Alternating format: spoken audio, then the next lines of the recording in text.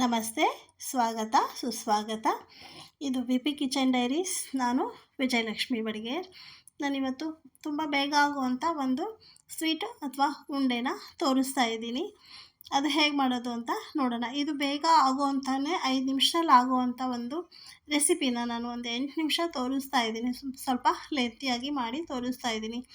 ಯಾಕೆ ಅಂದರೆ ಇವತ್ತು ಫ್ರೆಂಡ್ಶಿಪ್ ಡೇ ಕೂಡ ಇದೆ, ಭೀಮ್ ಅಮಾವಾಸ್ಯೆನೂ ಇದೆ, ಶ್ರಾವಣ ಮಾಸನೂ ಸ್ಟಾರ್ಟ್ ಆಗಿದೆ. ಹಾಗಾಗಿ ಶ್ರಾವಣ ಮಾಸದ ಮತ್ತು ಫ್ರೆಂಡ್ಶಿಪ್ ಡೇ, ಭೀಮ್ ಅಮಾವಾಸ್ಯೆ ಎಲ್ಲ ಹಬ್ಬದ ನಿಮಗೆಲ್ರಿಗೂ ನಾನು ಹಾರ್ದಿಕ ಶುಭಾಶಯಗಳನ್ನು ತಿಳಿಸುತ್ತಾ ಇವಾಗ ನೋಡಿ ಹೇಳ್ತಾ ಇದ್ದೀನಿ ನಾನು. ಇವಾಗ ಇದು ಬೇಗ ಆಗ್ಬಿಡುತ್ತೆ, 5 ನಿಮಿಷ ನಾನು ಹೇಳ್ದಂಗೆ ಸ್ವಲ್ಪ ಲೆಂತಿಯಾಗಿ ತೋರಿಸ್ತಾ ಇದ್ದೀನಿ. ಎಲ್ರಿಗೂ ನಾನು ಫ್ರೆಂಡ್ಶಿಪ್ಪು ಅಂದ ತಕ್ಷಣ ಎಲ್ಲ ಸಂಬಂಧಗಳನ್ನು ಮೀರಿದ್ದು ಫ್ರೆಂಡ್ಶಿಪ್ಪು. ಯಾರ ಹತ್ರ ಏನೂ ಹೇಳ್ಕೊಳಕ್ಕಾಗದೇ ಇರೋದನ್ನು ಕೂಡ ಫ್ರೆಂಡ್ ಹತ್ರ ಹೇಳ್ಕೊತೀವಿ. ಕಷ್ಟ ಸುಖಕ್ಕೆ ಎಲ್ಲ ಫ್ರೆಂಡ್ ನಿಲ್ತಾರೆ. ಹಾಗಾಗಿ ಫ್ರೆಂಡ್ಶಿಪ್ ನಮಗೆ ಹತ್ತಿರ ಇರೋ ಸಂಬಂಧಿಕರಿಗಿಂತ ಫ್ರೆಂಡ್ಶಿಪ್ಪು ತುಂಬ ಇಂಪಾರ್ಟೆಂಟ್ ಆಗ್ತಾರೆ. ಹಾಗಾಗಿ ನಾನು ಈ ಫ್ರೆಂಡ್ಶಿಪ್ಗೆ ನಾನು ತುಂಬ ರೆಸ್ಪೆಕ್ಟ್ ಕೊಡ್ತೀನಿ. ಎಲ್ಲ ಫ್ರೆಂಡ್ಶಿಪ್ ಪ್ರತಿಯೊಬ್ಬರಿಗೂ ಅವ್ರದ್ದು ಆದಂಥ ಫ್ರೆಂಡ್ಗಳು ಇದ್ದೇ ಇರ್ತಾರೆ, ನನಗೂ ಕೂಡ ಇದ್ದಾರೆ. ಹಾಗಾಗಿ ಫ್ರೆಂಡ್ಸ್ಗಿಂತ ಒಳ್ಳೆಯ ರಿಲೇಟಿವ್ಸ್ ಇಲ್ಲ ಅಂತ ಹೇಳ್ತಾ, ಮತ್ತು ಹಾಗೇ ಭೀಮ್ ಅಮಾವಾಸ್ಯೆ ಆದ್ದರಿಂದ ನಾನು ಒಬ್ಬ ಗೃಹಿಣಿ ಆದ್ದರಿಂದ ಗಂಡನ ಮಹತ್ವ, ಗಂಡ ಹೇಗಿದ್ದರೆ ನಾವು ಏನೆಲ್ಲ ಗಂಡನಲ್ಲಿ ಆಸೆ ಪಡ್ತೀವಿ ಅಂತ ಹೇಳೋದಕ್ಕೆ ಇಷ್ಟಪಡ್ತೀನಿ. ನಾನು ಫ್ರೆಂಡ್ಶಿಪ್ಪು ಅಂತ ಹೇಳಿದೆ, ಫ್ರೆಂಡು ಅಂತ ಹೇಳಿದೆ. ಲೈಫ್ ಲಾಂಗ್ ನಮ್ಮ ಜೊತೆಗಿರೋವಂಥ ಫ್ರೆಂಡು ಅಂದರೆ ನನ್ನ ಗಂಡ ಅಥವಾ ನನ್ನ ಹೆಂಡತಿ. ಹಾಗಾಗಿ ಗಂಡ ಹೆಂಡತಿ ಚೆನ್ನಾಗಿದ್ದರೆ ಹೇಳ್ತಾರೆ ನೋಡಿ, ಎರಡು ಗಾಲಿ ಅಂದರೆ ಒಂದು ಬಂಡಿ ಅಂತ. ಅದೇನೋ ನಂಗೆ ಹೇಳಕ್ಕೆ ಬರ್ತಾ ಇಲ್ಲ. ಹಾಗಾಗಿ ಗಂಡ ಹೆಂಡತಿ ಸರಿ ಇದ್ದರೆ ಒಂದು ಜೀವನ. ಗಂಡ ಸರಿ ಇಲ್ಲ ಅಂದರೂ ನಡೆಯಲ್ಲ, ಹೆಂಡತಿ ಸರಿ ಇಲ್ಲ ಅಂದರೂ ನಡೆಯಲ್ಲ. ಹಾಗಾಗಿ ನನ್ನ ಅನಿಸಿಕೆ ಪ್ರತಿಯೊಂದು ಹೆಣ್ಮಕ್ಳಿಗೂ ಅವರ ಗಂಡನಿಗಿಂತ ಬೆಸ್ಟ್ ಫ್ರೆಂಡ್ ಸಿಗಲ್ಲ, ಅಥವಾ ಪ್ರತಿಯೊಬ್ಬ ಗಂಡನಿಗಿಂತ ಅವ್ರ ಗಂಡನಿಗೆ ಹೆಂಡತಿಗಿಂತ ಒಳ್ಳೆ ಬೆಸ್ಟ್ ಫ್ರೆಂಡು ಸಿಗಲ್ಲ.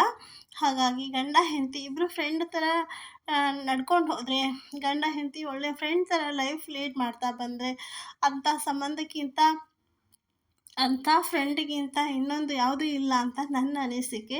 ಹಾಗಾಗಿ ಗಂಡ ಹೆಂಡತಿ ಕೂಡ ಬರೀ ಗಂಡ ಹೆಂಡತಿ ಅಥವಾ ನಾನು ಹೆಚ್ಚು ನೀನು ಹೆಚ್ಚು, ನಾನು ದುಡಿತೀನಿ ನಾನು ಮಾಡಿ ಹಾಕ್ತೀನಿ ಅನ್ನೋದಕ್ಕಿಂತ ಗಂಡನೂ ಒಳ್ಳೆ ಫ್ರೆಂಡು, ಹೆಂಡತಿನೂ ಒಳ್ಳೆ ಫ್ರೆಂಡು ಅಂತ ಇಬ್ಬರು ಅಂದ್ಕೊಂಡು, ನನ್ನ ಗಂಡ ನನಗೆ ಜಗತ್ತಿನಲ್ಲಿ ಎಲ್ಲ ಸಂಬಂಧಕ್ಕಿಂತ ದೊಡ್ಡ ಸಂಬಂಧ ಗಂಡ ಹೆಂಡತಿ ಸಂಬಂಧ.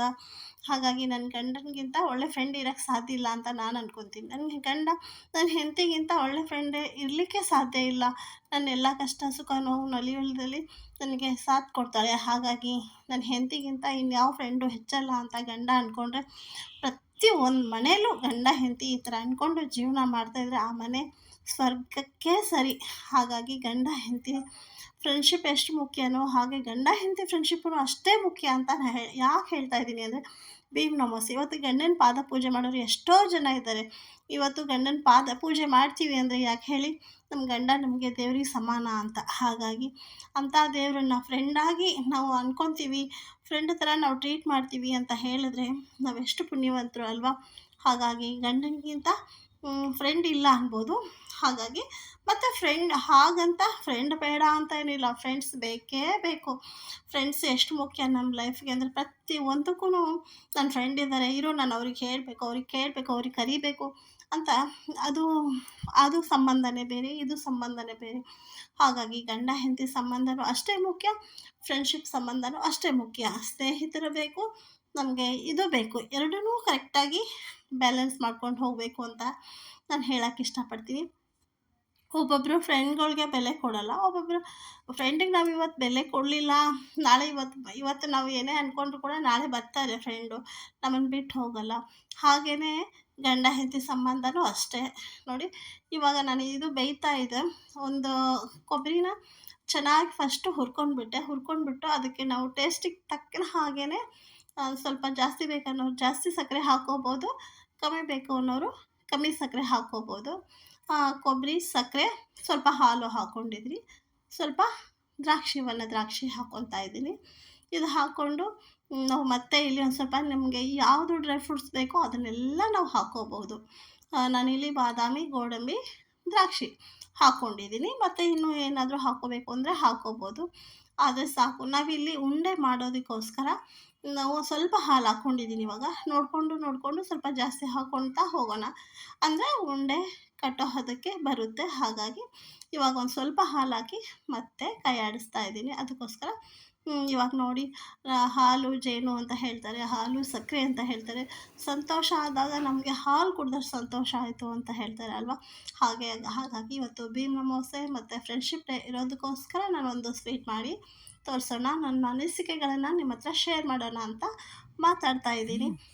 ಮತ್ತು ಇವಾಗ ನಾನು ಇಲ್ಲಿ ಹೇಳಬೇಕು ಅಂದರೆ ಒಂದು ಪುಟ್ಟ ಸ್ಪೂನಲ್ಲಿ 3 ಸ್ಪೂನ್ ಆಗ್ಬೋದೇನಪ್ಪ ಅಷ್ಟು ತುಪ್ಪ ಹಾಕ್ಕೊಂಡಿದ್ದೀನಿ. ಇನ್ನೂ ಸ್ವಲ್ಪ ಜಾಸ್ತಿ ಹಾಕ್ಕೊಂಡ್ರೂ ಪರವಾಗಿಲ್ಲ, ಸ್ವಲ್ಪ ಕಮ್ಮಿ ಹಾಕ್ಕೊಂಡ್ರೂ ಪರವಾಗಿಲ್ಲ. ನಿಮ್ಮ ಅನುಕೂಲ ನೋಡಿಕೊಂಡು ನೀವು ತುಪ್ಪ ಹಾಕ್ಕೊಳ್ಳಿ. ನಿಮಗೆ ಜಾಸ್ತಿ ಬೇಕು ಅನ್ನೋರು ಜಾಸ್ತಿ ಹಾಕ್ಕೊಳ್ಳಿ, ಕಮ್ಮಿ ಬೇಕು ಅನ್ನೋರು ಕಮ್ಮಿ ಹಾಕ್ಕೊಳ್ಳಿ. ಹಾಗಾಗಿ ನಾನು ಹೇಳ್ತಾ ಇದ್ದೆ ಅಲ್ವಾ, ಫ್ರೆಂಡ್ಶಿಪ್ಪು ಅಷ್ಟೇ ಮುಖ್ಯ. ಮತ್ತು ನಮಗೆ ಭೀಮ್ ಅಮಾವಾಸ್ಯೆ ಇದರಿಂದ ಗಂಡನ ಬಗ್ಗೆನೂ ಹೇಳಬೇಕಾಗಿ ಬಂತು, ಹಾಗಾಗಿ ಹೇಳ್ತಾ ಇದ್ದೀನಿ.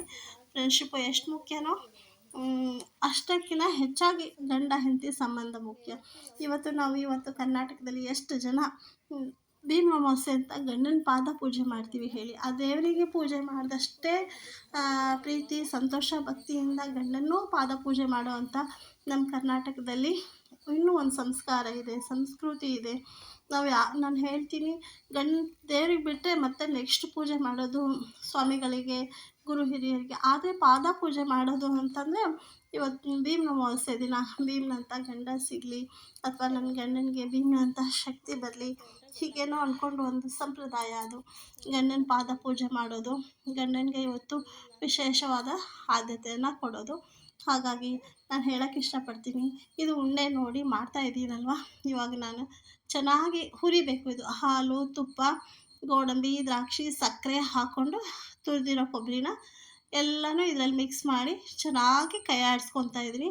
ಎಷ್ಟು ಚೆನ್ನಾಗಿದು ನಾವು ಉಂಡೆ ಮಾಡಿ ನೋಡಬೇಕು. ಇದು ಉಂಡೆ ಹದಕ್ಕೆ ಬಂತು ಅಂದಾಗ ಉಂಡೆ ಕಟ್ಟಿ ನಾವು ರೆಡಿ ಮಾಡ್ಕೋಬೇಕು. ನಾನಿವಾಗ ಉಂಡೆ ಮಾಡೋಕ್ಕೆ ರೆಡಿ ಮಾಡ್ತಾಯಿದ್ದೀನಿ. ತುಂಬ ಈಸಿ ಇದು ಮಾಡೋದು. ಇಷ್ಟೇ, ಇವಾಗ ರೆಡಿ ಆಯಿತು ಉಂಡೆ. ನೋಡಿ, ನಾನು ಮತ್ತೆ ಹೇಳ್ತಾ ಇದ್ದೀನಿ, ಇವತ್ತು ಫ್ರೆಂಡ್ಶಿಪ್ ಡೇ ಆದ್ದರಿಂದ ಎಲ್ಲ ನನ್ನ ಸ್ನೇಹಿತೆಯರಿಗೂ ಫ್ರೆಂಡ್ಶಿಪ್ ಡೇಯ ಹ್ಯಾಪಿ ಫ್ರೆಂಡ್ಶಿಪ್ ಡೇ ಅಂತ ಹೇಳೋಕ್ಕೆ ಇಷ್ಟಪಡ್ತೀನಿ. ಮತ್ತು ಭೀಮ್ ಅಮಾವಾಸ್ಯೆ ಆದ್ದರಿಂದ ಎಲ್ಲ ನನ್ನ ಸಹೋದರಿಯರಿಗೂ ಭೀಮ್ ಅಮಾವಾಸ್ಯೆಯ ಹಾರ್ದಿಕ ಶುಭಾಶಯಗಳು. ಮತ್ತು ಶ್ರಾವಣ ಮಾಸ ಇರೋದ್ರಿಂದ ಶ್ರಾವಣ ಮಾಸದ ಶುಭಾಶಯಗಳು. ಎಲ್ಲ ಒಟ್ಟಿಗೆ ಇರೋದ್ರಿಂದ ನಾನು ಇಷ್ಟೊತ್ತು ಮಾತಾಡಿದ್ದೀನಿ. ಇದರಲ್ಲಿ ಏನಾದರೂ ತಪ್ಪಾಗಿದ್ದರೆ ನನ್ನ ಅನಿಸಿಕೆ ಅಷ್ಟೇ ಇದು. ನಿಮ್ಮ ಅನಿಸಿಕೆ ಏನಿದೆ ಅಂತ ನನಗೂ ಕಮೆಂಟ್ ಮಾಡಿ ತಿಳಿಸಿ. ಇಷ್ಟೊತ್ತವರೆಗೂ ಸಹನೆ, ತಾಳ್ಮೆ, ಪ್ರೀತಿಯಿಂದ ಈ ವಿಡಿಯೋ ನೋಡಿದ್ದಕ್ಕೆ ನಿಮಗೆಲ್ರಿಗೂ ತುಂಬ ತುಂಬ ತುಂಬ ಧನ್ಯವಾದಗಳನ್ನು ತಿಳಿಸುತ್ತಾ, ನನ್ನ ಅನಿಸಿಕೆ ಅಭಿಪ್ರಾಯಕ್ಕೆ ನಿಮ್ಮದು ಏನು ಅನಿಸಿಕೆ ಅಭಿಪ್ರಾಯ ಅನ್ನೋದನ್ನು ಕಮೆಂಟ್ ಮಾಡಿ, ಲೈಕ್ ಮಾಡಿ, ಶೇರ್ ಮಾಡಿ, ಸಬ್ಸ್ಕ್ರೈಬ್ ಮಾಡಿಕೊಂಡು ನನಗೆ ನಾನು ಇಷ್ಟೊತ್ತವರೆಗೂ ಮಾತಾಡಿದ್ದು ನಿಮ್ಗೆ ಹೇಗೆ ಅನ್ನಿಸ್ತು ಅನ್ನೋದನ್ನು ನನಗೆ ನಿಜವಾಗ್ಲೂ ಮರೀದೇ ಕಮೆಂಟ್ ಮಾಡಿ. ಏನಾದರೂ ತಪ್ಪಾಗಿದೆ ದಯವಿಟ್ಟು ದೊಡ್ಡ ಮನಸ್ಸು ಮಾಡಿ ಕ್ಷಮಿಸಿ ಅಂತ ಹೇಳ್ತಾ ನಾನು ನಿಮಗೆ ಧನ್ಯವಾದ ಹೇಳೋಕ್ಕೆ ಇಷ್ಟಪಡ್ತಾ ಇದ್ದೀನಿ. ಮತ್ತೊಂದು ಸತಿ ಹೇಳ್ತೀನಿ, ನಿಮಗೆಲ್ರಿಗೂ ನನ್ನ ತುಂಬ ಹೃದಯದ ನಮಸ್ತೆ. Thank you. ಧನ್ಯವಾದ.